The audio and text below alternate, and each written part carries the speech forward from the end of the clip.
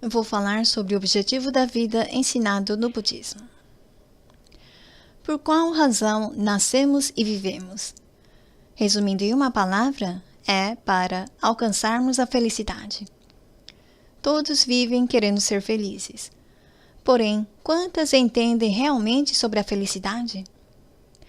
Se apesar de perseguir, ainda não conseguiram obter a felicidade, é porque o entendimento sobre essa felicidade é muito vago. Então, o que significa entender de fato sobre a felicidade? Eu vou explicar em 3 séries sobre os 3 pontos de referência para encontrarmos a verdadeira felicidade. O que é felicidade? Como vocês definiriam em uma palavra ou frase? Felicidade é um estado de espírito que poderíamos falar de maneira simples como o de tranquilidade e satisfação. É possível entender a felicidade a partir dessa definição. Porém, felicidade e verdadeira felicidade são 2 coisas distintas. Você se sentiria feliz se formasse uma família feliz, tivesse uma vida abastada, ocupasse um lugar de destaque no trabalho, tivesse muitas pessoas gratas a você e pudesse fazer coisas que gostaria em qualquer horário de sua preferência? Se listarmos isso em vocabulários, seriam fatores como dinheiro, família, patrimônio, status, prestígio, etc. Com certeza, todos eles são elementos que compõem a felicidade. Porém, o que estamos questionando agora é a felicidade verdadeira. É necessário analisarmos mais a fundo a verdadeira natureza da felicidade. Segundo essa análise, felicidades como dinheiro, bens, status não podem ser chamadas de verdadeiras, porque, lamentavelmente, estas felicidades, de maneira ampla, apresentam 3 problemas. O primeiro ponto de referência para descobrirmos se é uma felicidade verdadeira ou não é: veja se existe possibilidade de conclusão ou completude final nessa felicidade, ou se é uma busca infinita.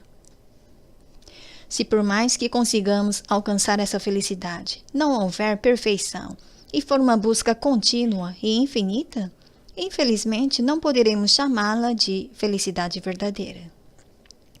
Por exemplo, o dinheiro e o patrimônio. Existe um fim para essa busca? Quando éramos crianças, pouco mais de 5 a 10 reais para pequenos gastos nos satisfaziam. Mas para um estudante universitário, esse mesmo valor é insuficiente. Quando casamos e temos filhos, queremos mais dinheiro para a criação e educação desses filhos e para o pagamento das prestações da casa. Há pessoas que criam uma empresa e buscam atingir 100 mil reais de rendimento ao mês. Quando atingem essa meta, sentem subir às alturas do céu. Porém, e se alguém disser: renda mensal de 100 mil reais? E isso é a coisa mais natural, não se contente com a renda anual de 1 milhão de reais. E aí, o que é que nós vamos pensar? 1 milhão por ano é muito pouco, eu vou tentar atingir 10 milhões de reais ao ano. E se atingirmos a meta de 10 milhões, o que é que acham que vai acontecer? A alegria é passageira, por isso vamos querer muito mais, não vamos parar aí.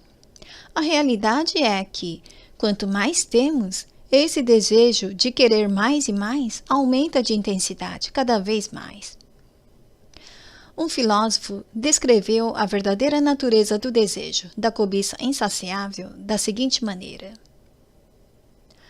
a riqueza influencia-nos como a água do mar. Quanto mais bebemos, mais sede temos. Arthur Schopenhauer.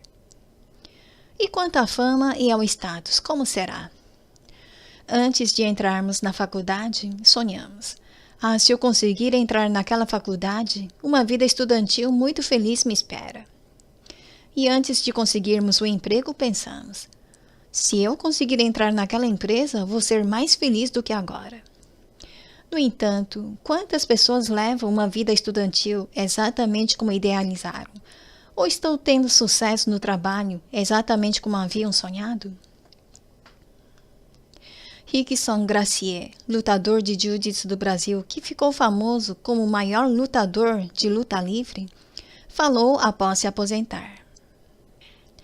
Hoje eu não tenho nada, mas sou mais feliz do que quando eu tinha tudo nas minhas mãos. Quando ainda não temos nada, pelo contrário, não conseguimos pensar do mesmo modo de que somos felizes apesar de não ter nada. Uma vez que a pessoa conquista a fama e status, ela é forçada a fazer um sacrifício imenso para mantê-los. Começamos a experimentar o sofrimento que não conhecíamos até então, a partir do instante em que conquistamos o que queríamos. O famoso empreendedor grego Aristóteles Onassis teve sucesso em seus empreendimentos, utilizando a sua habilidade para os negócios, e foi chamado de rei dos navios petroleiros. Ele usou até o casamento como ferramenta para fazer negócio, casando pela primeira vez com a Atina, filha de um grande investidor. O segundo casamento foi com a Jacqueline, viúva do presidente Kennedy. Por outro lado, manteve a cantora de ópera Maria Callas como amante por longos anos, vivendo uma vida dupla. Viveu como bem quis, com o poder da fortuna. Dizem que após sua morte, o total da herança que sua neta de 3 anos herdou foi de 35 bilhões de reais. Suas últimas palavras foram as seguintes: "Minha vida foi como correr dentro de um túnel forrado de tapete de ouro. Corri em direção à saída, pensando que a felicidade estaria do outro lado. Porém, quanto mais corria, cada vez mais longo ficava o túnel. A felicidade talvez seria aquela luz que eu via lá na longínqua saída do túnel. Mas, provavelmente, deste túnel, eu não conseguiria chegar lá. Se não ter dinheiro, ou bens, fama ou status fosse a causa do sofrimento, com certeza a vida de Onassis seria de plena satisfação. Mas não é isso que sentimos de suas palavras. Ou seja, a felicidade como dinheiro, ou bens, fama ou status apresentam essa característica de ser uma busca sem fim. Isto porque, quando não temos, queremos, e quando temos, queremos mais e mais. Esta é a verdadeira natureza do desejo, da ganância. Não ter fim, em outras palavras, quer dizer insaciável, é sinônimo de insatisfação. No best-seller japonês Por que Vivemos, que foi traduzido inclusive para o português, está escrito o seguinte: primeiro, vamos considerar o prazer de satisfazer um desejo. Os desejos humanos assumem uma variedade infinita de formas. O desejo de comer bem, de se vestir de acordo com o que está na moda, o desejo por um carro ou um amor.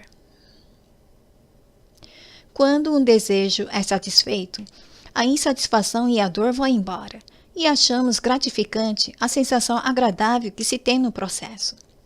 Por exemplo, quando você está com sede e toma um refrigerante, você experimenta de imediato a pausa que refresca.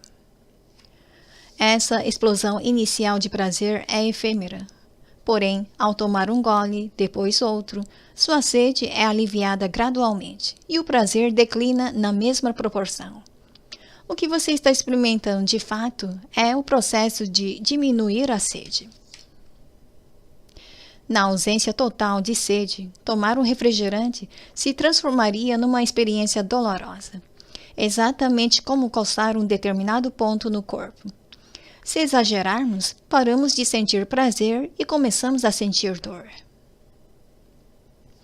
O fim da insatisfação é o começo da dor. Esse fenômeno, conhecido como lei da utilidade marginal decrescente, pode ser observado em todo tipo de situação. A excitação de um encontro, assim como a de um novo hobby, se esgota inevitavelmente com a repetição.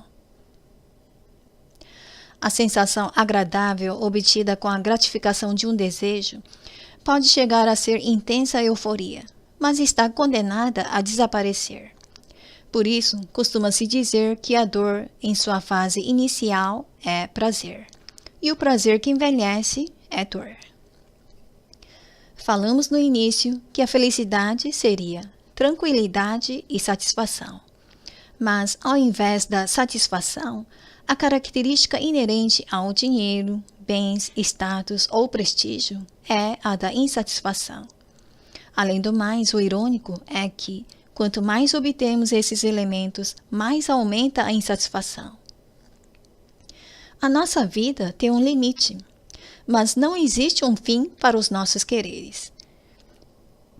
Mesmo que tentemos satisfazer os infinitos quereres com essa vida que é finita, isso é impossível. Desse jeito, será impossível nos livrarmos da angústia e sofrimento até o final da nossa vida. Fatores como o dinheiro, a fortuna, o status e a fama, com certeza, são elementos da felicidade, mas parece difícil chamá-los de felicidade verdadeira. Então, quer dizer que não precisamos dessas felicidades? É melhor não tê-las? Não é bem assim.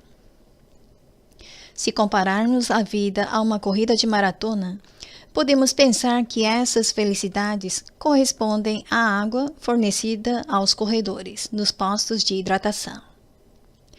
Esse posto de hidratação não é a linha de chegada. Mas se deixarem de se hidratarem no meio do caminho, os corredores não irão aguentar. A água do posto de hidratação possui uma função muito importante. No entanto, esses postos de hidratação não passam de pontos de passagem. Eles são pequenas e sucessivas metas dos corredores, mas não é a linha de chegada da maratona. Por mais que existam vários postos, se continuar correndo sem saber a linha de chegada, só restará ao corredor tombar exausto. É alcançando essa única linha de chegada que, pela primeira vez, o corredor se sentirá compensado pelo esforço, obterá a verdadeira felicidade. A palavra que vai no letreiro exclusivo do budismo é o Heisei Gojo, formada por 4 caracteres chineses. Como o Heisei Gojo não é ensinada em nenhuma outra religião, é chamada de placa exclusiva do budismo. Heisei Gojo é o termo da mais alta importância, que expressa o budismo em uma só palavra. Heisei significa no presente momento em que estamos vivos, portanto, não é após a morte. O Go refere-se ao grande empreendimento da vida. Em outras palavras, é a razão pela qual nascemos e vivemos. Logo, o Go representa o propósito da vida. O Jo quer dizer conclusão. Existe conclusão. Existe um propósito único e importante na vida que devemos cumprir. E isso poderá ser cumprido em vida, no presente momento. Por isso, conclua-o o mais breve possível. O budismo ensina sobre esse único caminho que possui uma linha de chegada. Quando cortarmos a fita da linha de chegada da maratona da vida, é justamente o momento da conclusão do grande empreendimento da vida. Qualquer pessoa poderá alcançar a felicidade absoluta, a felicidade perpétua em vida. E no momento em que atingir a felicidade absoluta, terá a plena certeza de que foi uma vida que existiu para obter essa condição e que valeu a pena ter vivido. Vivenciará uma satisfação plena que fará declarar: neste momento, eu obtive uma felicidade inabalável que jamais irá mudar, ainda que eu tenha tudo ou mesmo nada. Qualquer pessoa poderá alcançar essa felicidade sem distinção de raça ou condição social, ouvindo o budismo. Uma vez alcançando essa condição, a pessoa não conseguirá deixar de compartilhar, transmitir para as pessoas que qualquer pessoa poderá obter essa felicidade absoluta. E eu espero que vocês continuem ouvindo o budismo, até que possam alcançar a verdadeira felicidade.